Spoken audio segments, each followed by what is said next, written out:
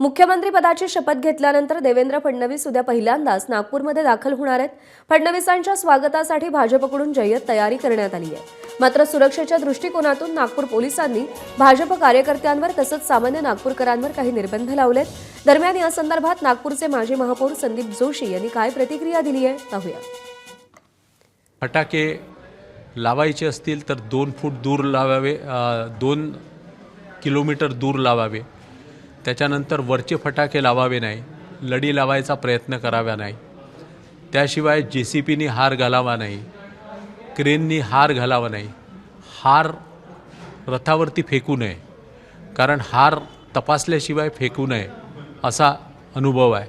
त्याशिवाय आता देवेंद्रजी मुख्यमंत्री झाले आहेत, त्याच्यामुळे देवेंद्रजी काय खातील हे FDIची त्यांची टीम ठरवते।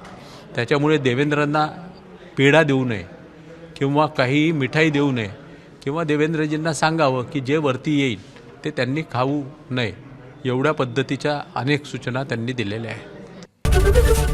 ABP माझा, उघडा डोळे बघा नीट।